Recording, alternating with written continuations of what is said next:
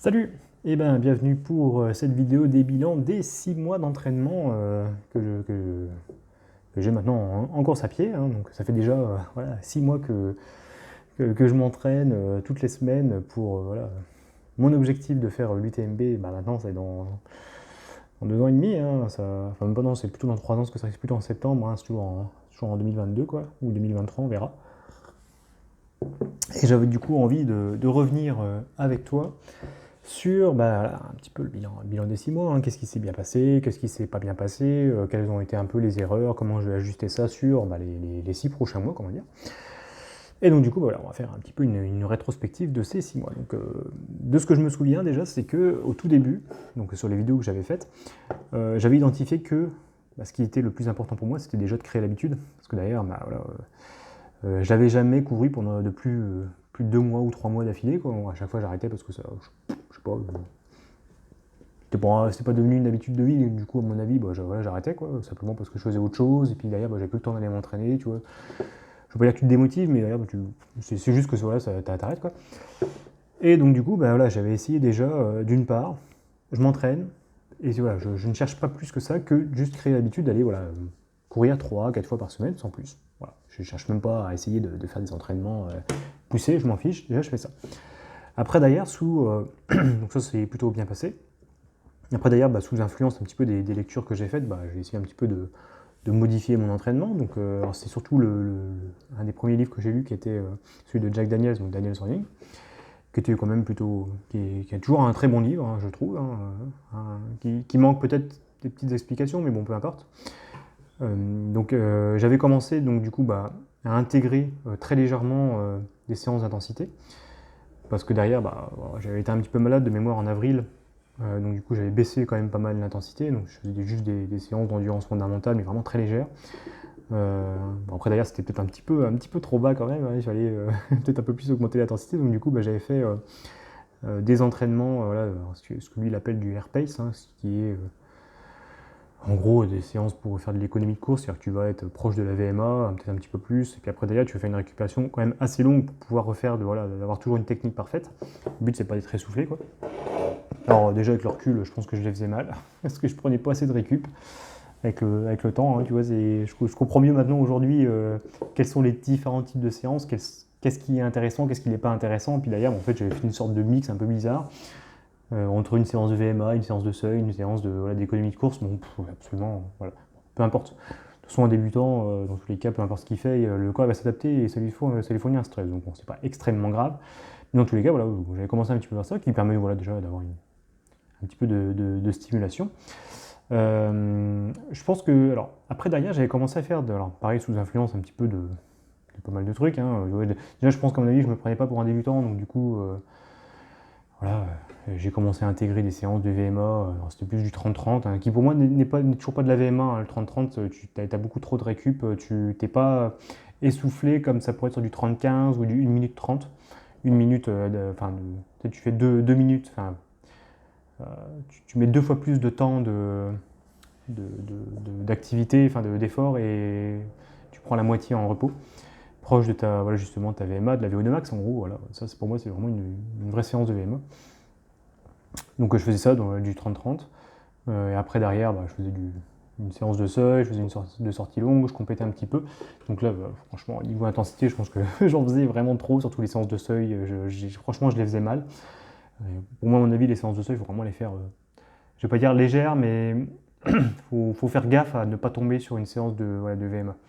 De ne pas être vraiment proche de ta VMA. Il faut toujours être un petit peu en dessous. Donc bon, ça prend un petit peu de temps, à mon avis, pour bien comprendre quelle est cette allure. Mais en tout cas, bon, je pense que je me suis un petit peu trompé sur un peu ces entraînements-là. Que j'ai dû sûrement corriger après, parce que derrière, voilà, j'ai changé un peu mes entraînements. Donc là, j'ai fait un peu plus de séances d'endurance fondamentale, que j'ai fait principalement avec des séances, voilà, je me suis dit pareil, hein, toujours sous influence de ce que je peux voir. Ou je me dis, il faut que je fasse du dénivelé, j'en fais pas assez. Donc je fais beaucoup de dénivelé, mais en fait pareil, je pense que ces séances-là n'étaient pas forcément qualitatives, dans le sens où je faisais on va dire, voilà, des navettes, traditionnellement. Mais d'ailleurs, c'était plus des navettes où je marchais, tu vois, quand tu montes. Sauf que derrière, pareil, ça peut être intéressant à faire, mais pas tout le temps. Parce que moi, j'en faisais tout le temps. Parce que voilà, ce qui est pas fabuleux. Donc ce qui fait que c'est plutôt une séance qui va être musculaire, voilà, mais pas forcément hyper cardio. Vraiment, hein, je pense que c'est pas hyper cardio. Ça peut certes casser de la fibre quand tu vas un petit peu descendre, voilà. Mais c'est pas non plus une séance qui va te permettre, tu vois, d'améliorer ta vitesse, ce genre de choses. C'est voilà, c'est une fois par semaine, je pense que c'est pas mal à faire pour pouvoir voilà, avoir une bonne force musculaire justement pour un peu les séances qui vont être un petit peu dures, quoi. Enfin, les moments un peu difficiles des trails. Mais derrière, c'est pas comme ça qu'il faut que tu fasses tout le temps tes séances de côte. Donc pareil, bon là je pense que ça c'est une chose qu'il faut que je corrige, hein. Une fois par semaine, je pense que c'est pas mal, ou une fois toutes les 2 semaines, des séances comme ça. Et après derrière, il vaut mieux utiliser, je pense à mon avis, des côtes un peu plus légères, où tu peux être sur des pentes à 5%, quoi, en gros, pour garder quand même, et courir quoi, ça courir. Et garder quand même une certaine vélocité, parce que derrière, je pense qu'il y a voilà, une erreur que je faisais aussi, c'est que si je me disais, il faut que je me prépare pour les TMB, où derrière, tu vas avoir des pentes à plus de 15%, 20%, ce qui fait que tu vas être obligé de marcher quoi, là-dedans. En plus, peut-être avec des bâtons, j'en sais rien. Je ne suis pas encore entraîné avec des bâtons, mais j'ai pas spécialement envie pour l'instant. Sauf que c'est pas pour maintenant. Et que les courses que je vais préparer, déjà, si tu as des pentes à plus de 10%, c'est rare. Il va y en avoir un petit peu, mais voilà, très souvent, ça va un peu osciller, quoi. Qu'est-ce que j'allais dire? Désolé, j'étais un peu perturbé par un message que je viens de recevoir. Et du coup, ouais, l'erreur, c'est de se focaliser sur des entraînements que tu vas avoir pour dans longtemps. Sauf que derrière, en fait, le corps, il s'adapte relativement vite par rapport à ce que tu vas faire plus tard. Donc, tu vois, par exemple, je sais pas, à mon avis, peut-être que pour l'UTMB, est-ce qu'un gros cycle pendant 3 mois, est-ce que ça sera suffisant juste avant? Tu vois, ce qu'il faut déjà que je me dise, c'est que j'essaie de tout faire un petit peu en même temps. Et ça, c'est compliqué. Parce que derrière, je pense que, tu vois, il faut vraiment que je m'en reprenne vraiment comme un pur débutant. C'est-à-dire que il faut que je travaille par phase. Donc déjà là, il faut que j'accumule un peu des bornes. Donc là, un des gros points positifs de ces 6 mois, c'est que, tu vois, là, j'approche à peu près les 60, 70, 80 km par semaine. J'ai absolument aucun problème à faire ça. Tu vois, je ne suis pas fatigué, je m'adapte bien à ces entraînements-là, je n'ai pas de douleur, donc tu vois, tout va bien. Alors j'ai eu des petites douleurs il n'y a pas longtemps sur le tendon d'Achille, mais seulement parce que, c'est même pas le tendon d'Achille, c'est un peu une douleur un peu en dessous pas forcément en dessous du talon, mais qui est proche du tendon d'Achille, qui est plus situé sur au-dessus du talon, c'est un peu bizarre, mais qui était plus lié au fait que je m'étais mal, j'ai fait une foulée de merde quoi, en gros. Mais sinon voilà, pas spécialement de douleur, un peu de douleur au genou quand je commence à avoir des séances qui étaient un peu longues, tu vois, quand je dépassais les 20 km, 30 km, je commençais un petit peu à avoir des douleurs au genou. Ce qui me semble un peu normal, étant donné que j'ai absolument aucun passif de travail de foncier, on va dire très très long pendant des années sur la course à pied, donc ce qui est tout à fait normal, quoi, en gros, ça, je pense que ça s'accumule avec des années, donc j'ai encore le temps avant de pouvoir enchaîner comme ça. En tout cas, c'est assez positif, donc même si tu vois, je suis un petit peu focalisé un peu sur cette vitesse pure que je peux avoir, et surtout la vitesse en endurance fondamentale. Je sais que celle-là, elle a un petit peu mal à augmenter, même si elle augmente un petit peu dernièrement. Voilà. Il vaut mieux que je me focalise un petit peu là-dessus, surtout sur du plat, plutôt que essayer de me dire déjà, je vais faire l'UTMB demain, alors que c'est pas le cas. Voilà, déjà, je prépare un peu les trails que je prépare, hein, tu vois, les trails un petit peu régionales, ça sera déjà pas mal, plutôt que de me projeter un petit peu trop longtemps. Et surtout que je me focalise un petit peu sur ce travail de bioxyde des lipides, ce genre de choses, donc du coup, travailler un peu cette capacité aérobique, travailler aussi la VMA, mais pas trop faire au milieu, tu vois, faire du seuil, trop travailler justement ce travail de dénivelé, bon, j'ai le temps, tu vois, avant d'y arriver, il faut déjà que je travaille un petit peu une base solide, qui me permet déjà de pouvoir accumuler les entraînements et d'aller beaucoup plus loin, c'est-à-dire, voilà, tu vois, accumuler peut-être 100, 120 bornes, sans être cassé, fracassé, quoi, donc déjà faire ça. Travailler un peu plus voilà, les filières énergétiques, travailler un petit peu plus l'alimentation, ça que je faisais pas forcément beaucoup pendant mes entraînements. Donc ça, je pense que c'est quelque chose qu'il faudrait que je travaille un petit peu plus. Et j'ai beaucoup bien réfléchi sur mes entraînements par rapport à des lectures que j'ai faites. Donc ça, faut toujours faire gaffe. Parce que derrière, bon, tu vois, je suis quelqu'un qui lit beaucoup. Et derrière, tu peux toujours, quand tu te dis, tiens, je suis en train de lire un truc, ça y est, c'est la vérité. Donc du coup, je vais suivre un petit peu le plan, quoi. Ce qui n'est pas forcément on va dire un peu le truc à faire. C'est bien de s'inspirer un petit peu, mais pas tout le temps. Je pense qu'en fait, d'ailleurs, c'est bien de relire un peu des trucs, on va dire, pas forcément tous les mois, tu vois, de lire des choses nouvelles tous les mois, ça sert pas forcément à grand chose.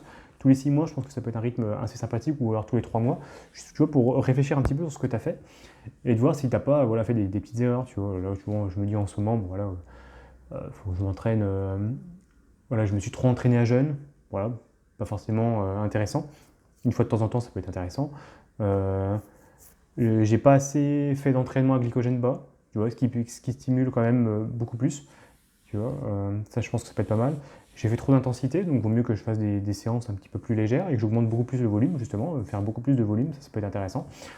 Tu vois, c'est plus des trucs comme ça, tu vois. Déjà que j'essaye d'accumuler, tu vois, c'est vraiment le truc des 400 heures d'entraînement par an qui m'a vraiment le plus parlé, tu vois. Je me dis, putain, 400 heures d'entraînement quand même, quoi. Tu te dis, merde, ça fait plus d'une heure par jour, ça fait 8 heures par semaine, bon, voilà, quoi. Bon, maintenant que je suis en train de les faire, et même plus, bon, je me rends compte que c'est pas hyper compliqué, et surtout derrière, bon, par rapport à ma vie à moi, hein, personnelle. Hein. Et en plus d'ailleurs, voilà, j'ai de la marge aussi sur le midi, parce que je m'entraîne pas le midi pour l'instant. Tu vois, je me dis que, bon, voilà, quand je devrais faire des périodes à plus de 15 heures, bon, je pense qu'il n'y aura pas de problème particulier, donc c'est bien. Tu vois, et c'est toujours un petit peu, on en revient un petit peu sur ces questions d'habitude. Hein. C'est vraiment avoir un rythme régulier d'entraînement avec voilà, des bases, tu vois, que le débutant il doit avoir. Tu vois, je me dis, bon, je suis débutant, déjà, si j'arrive à faire à peu près 8 heures d'entraînement par semaine, avec minimum sur de la Z1, Z2, donc vraiment en dessous du seuil aérobique, tu vois, en aérobie pure, déjà c'est bien. Déjà, si j'ai accumulé 2 ans d'entraînement là-dessus, tu vois, je me dis que, mine de rien, bah, ça fait un peu, voilà, presque 80 bornes par semaine. Bah, déjà, forcément, le niveau que j'ai aujourd'hui par rapport au niveau que j'aurai dans 1 an, 2 ans, tu vois, à faire ça tout le temps, ça ne sera pas le même. Voilà. Juste rajouter une petite séquence de VMA de temps en temps pour augmenter un peu ta puissance aérobique, ça ne sera pas la même non plus. Déjà, tu vois, ça peut être intéressant. Puis après, derrière, vraiment sur des courses où ça va être sur des rythmes un peu voilà, rassemblés, hein, tu vois. Je pense que, bon, même si je pense qu'à terme, je ferai peut-être un seul ultra trail par an, peut-être 2 maximum. Et après, derrière, je pense que je ferai plutôt entre des 50 et des 80. C'est plutôt des rythmes qui me plaisent plutôt bien, ça. Où là, tu pourras faire un peu plus voilà, de travail au seuil, de travail aux allures tempo. Mais tu vois, déjà faire ça, tu vois, bien polariser ces deux trucs-là, ça te permet vraiment de bien augmenter ta vitesse de base, bien travailler aussi ton système digestif. Déjà faire tout ça, c'est déjà intéressant. Après, derrière, tu réfléchiras plus à l'entraînement de dénivelé, ce genre de choses. Hein, tu vois, je pense à énormément tu vois, de Parisiens, ou je pense aux personnes tu vois, qui n'ont pas forcément de, de zones où ils peuvent faire tu vois, des côtes pendant 1 heure, ce genre de choses. Et ben, ça n'empêche pas d'être performant, tu vois. Tu intègres un petit peu de vélo, tu as une bonne vitesse de base sur du plat, bah déjà, tu peux déjà faire pas mal de choses. J'ai l'impression, enfin, j'ai déjà vu pas mal d'entraînements de personnes qui sont performants en plus derrière sur des trails, enfin, plutôt pas des trails type UTMB, mais plutôt des trails, tu vois, régionaux qui sont un peu autour de chez moi, donc pas forcément sur des pentes à plus de 20-30%, quoi. Et ben, c'est des personnes qui sont extrêmement performantes sur du plat. Et j'en vois plein, hein, tu vois, des gens qui sont vraiment, qui ont des temps au semi-marathon qui sont vraiment super bas, même des fois sur des temps au marathon qui sont super bas, bah sur les trails, ils explosent tout, tu vois. Parce que derrière, j'ai l'impression que quand tu as une vitesse de base très bonne sur du plat, bah quand c'est sur des pentes entre 5 et 10%, et bah derrière, tu peux les courir sans problème, il n'y a pas de problème particulier là-dessus, même peut-être jusqu'à 15, tu vois. Après, derrière, à mon avis, le mouvement physiologique, il commence à être un petit peu différent quand tu dépasses les 15-20% de pente, où là derrière, bah, même si tu as une bonne vitesse de base à plat, je pense qu'à mon avis, là, les montagnards, ils sont meilleurs.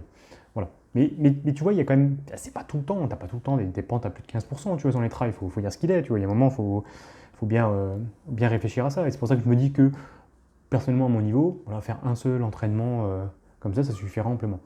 Donc, tu vois, ça, je pense que je suis un peu trop influencé aussi derrière parce que je prends le temps, tu vois, de me disant putain, il faut que je fasse du dénivelé, il faut que je fasse du dénivelé. Alors qu'en fait, calme, tu vois, il n'y a pas besoin d'en faire non plus des tonnes et des tonnes, tu vois. Déjà faire un peu de borne, déjà ne serait-ce qu'un petit peu autour de chez moi, bah, ça suffit amplement hein, pour faire un travail entre guillemets de dénivelé. Il n'y a pas besoin de faire beaucoup plus, tu vois. Travailler ta vitesse, ta VMA ascensionnelle, c'est pas obligatoire d'avoir une pente à 30%, tu vois. Ça sert pas forcément très utile, tu vois. C'est pas grave, c'est pas grave. Et même avec des escaliers, parce que ça suffit amplement pour faire des choses, tu vois. Bon, ça va. Je vis quand même sur un endroit où il y a quand même des profils qui peuvent être intéressants, où je peux m'amuser, tu vois. J'ai des terrains de jeu qui sont sympathiques autour de chez moi. Mais quand même, bon, après des fois pour des gains de temps, je préfère quand même courir sur le plat parce qu'autour de chez moi, il n'y a pas non plus beaucoup de pentes, hein. La plus grosse pente, elle est à 5%, donc bon, après d'ailleurs, je voulais prendre la bagnole ou prendre le vélo ou voilà, faire au moins 7 ou 8 km pour aller sur des pentes à plus de 10%, donc bon. Mais tu vois déjà, ne serait-ce qu'avec ça, ça suffit amplement. On peut déjà s'amuser, tu vois. Dès que j'atteindrai, je sais pas moi, les 13 km/h, 14, 15 km/h, peut-être pas 15, mais au moins 13 km/h en endurance fondamentale. Voilà, on verra après pour faire autre chose, tu vois, se spécialiser peut-être un peu plus, faire du spécifique un peu plus, même si en fait derrière, ton terrain de jeu, il est déjà immense, tu vois. On a encore le temps, tu vois, d'arriver à se spécialiser encore plus, à pousser la réflexion beaucoup plus loin, à travailler le détail, mais je pense que, tu vois, j'ai été trop focalisé sur le détail, sur plein de fois, hein, tu te dis putain, tu regardes une vidéo sur YouTube, tu lis un truc dans un bouquin, tu te dis oh là là, il faut vraiment que je suis focalisé sur le détail, que à fond là-dessus, et tu oublies les trucs de base. Voilà. Bah, déjà, va courir, ça peut être pas mal. Travaille voilà, ton seuil aérobie voilà, en endurance fondamentale, accumule déjà les bornes, ça peut être déjà pas mal. Essaye d'avoir une technique pas trop dégueulasse non plus, voilà, essaye de courir. Voilà, réfléchis un peu à sa technique pour éviter que tu aies des douleurs aux genoux, des douleurs je sais pas, aux chevilles, des trucs un peu bizarres, tu vois, pour éviter les tendinites, quoi. Et déjà que si tu arrives à accumuler 80-100 bornes par semaine en travail aérobique, bah déjà c'est pas mal. Voilà. T'as de quoi faire déjà, ne serait-ce qu'avec ça. Alors c'est sûr, hein, ça fait toujours plaisir. Enfin, personnellement, qui aime bien quand ça monte en intensité, ça monte dans les tours, c'est pas mal. Bon. Donc voilà, je vais arrêter là, parce que d'ailleurs je me rends compte que je n'aurai pas le temps de faire plus de vidéos de toute façon. Donc c'est pour dire, voilà, des petites erreurs, je t'en ai dit un petit peu lesquelles, donc tu vois les pistes d'amélioration que je peux avoir. Faut pas trop se focaliser sur des détails, il faut rester sur les basiques, déjà, pendant un temps, et puis après d'ailleurs, on verra plus tard pour changer un petit peu l'entraînement et évoluer sur des choses un peu plus spécifiques. Le spécifique, on a le temps de le faire. Voilà, c'est des petites erreurs et ça arrive. Voilà, et ben je te dis rendez-vous dans 6 mois pour le bilan des 1 an. Allez, à plus, salut!